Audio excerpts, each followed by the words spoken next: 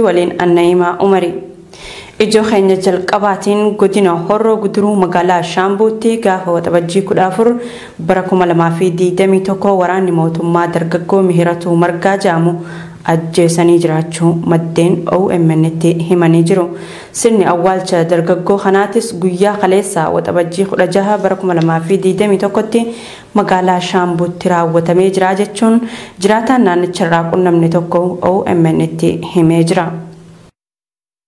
Waraanni bilisummaa Oromoo lammiilee Afgaanistaan lama kan dhaabbata Mining Rock and Marble Development jaamuuf hojjetan lixa Oromiyaatti to'achuu beeksisee jira.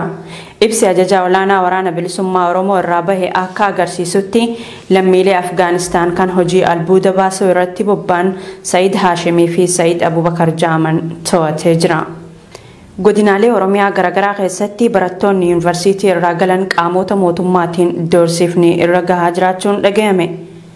Godina Harargee lixaa aanaa Hancaar keessatti barattoonni yuunivarsiitii madda walaabuu irraa dhufan obboleeyyan lama sababa siyaasaa yuunivarsiitii keessaa fiddanii magaalaa kanatti facaaftan jedhuun kan hidhaman tahuu OMN jiraattota garasiirraa odeeffatee jira.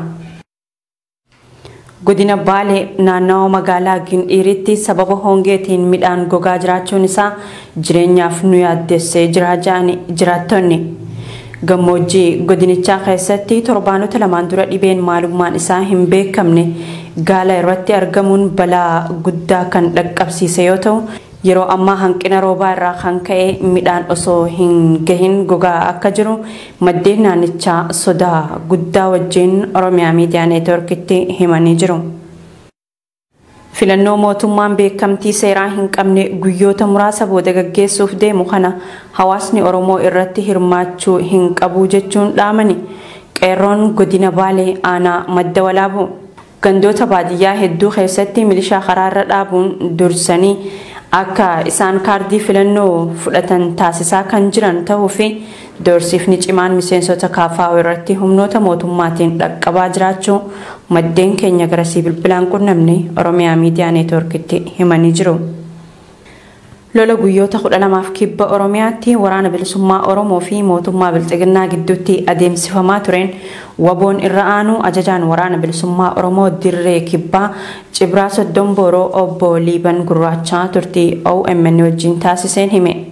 Zoonii kibbaatti ajajaan Cibraa Soddombooroo obbo Liiban Gurraachaa turtii Oromiyaa Miidiyaa Neetwork kutaa dhaddacha dubbii waliin taasiseen gareen mootummaa guyyaa lama keessatti Cibraa Soddombooroo cabsina jedhanii dhaaddatanii garuu haqa wajjin waan lolluuf nu cabsuu hin dandeenye cabsinee ofirraa deebisne jechuun dubbata.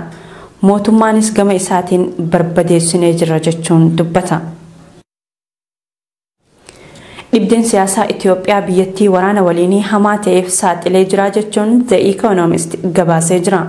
Rakkoon siyaasaa Itoophiyaa tasgabbaa'uu caalaa jeequmsi hammaachaa adeemuu fi waraanni waliinii biyyattii keessatti dhalate babal'ataa jiraachuu isaa dhaabbilee fi miidiyaaleen addunyaa gabaasuu itti fufanii jiru. Dhaabbanni Facebook Itoophiyaatti fuulaawwan Facebookii fi Instagramii 176 ta'uu isaa beeksisee jira. Fuulaawwan akkaawuntiiwwanii fi gareewwan haqaban kunneenis ejensii nageenyaa odeeffannoo Itoophiyaa yookaan INSA kan itti waamamni isaa muummicha ministeeraa Abiy Ahmediin ta'etti hidhata qabuu jedhamee jira. Tarkaanfii kanaan akkaawuntiin Facebook 65, fuulli Facebook 52, gareen Facebook 27 fi akkaawuntiin Instagramii 32 ta'an haqamanii jiru jechuun gabaasaa dhaabbaticha baasee wabeeffachuun miidiyaaleen idil addunyaa gabaasaatii jiru. Ijoo keenya xumuraatiin pirezidaantiin USA Joe Biden gita isaanii kan Raashiyaa Vladimir Putin waliin guyyaa kaleessaa waxabajjii 16 bara 2021 Jenevaatti wal argani. Pirezidaantonni biyyoota lameenii haala kanaan fuulaa fi fuulatti wayita wal argan erga bara 2018 as kun isa jalqabaa yoo ta'u wanti mari'atanii fi irratti wal argan hanga eegamee miti jedhamee jira. Tolee kabajamtoota daawwattoota Oromiyaa Miidiyaa Neetwork oduun ijoon ammaaf qabannee dhiyaanne kan hanga ammaatti daawwachaa turtan kana fakkaata. Isinitti mul'isanii waliin tan turte Annaimaa Umari gama ogummaa kaameeraa fi gulaallee suur-sagaatiin Tuujii Muhammadin waliin ture. babal'inni oduu kanneenii oduu keenya idilee galgalaa keessatti kan isiniif dhiyaatu ta'a. Hangam khiyyaan nagaatti isiniin jechaa qophiilee Oromiyaa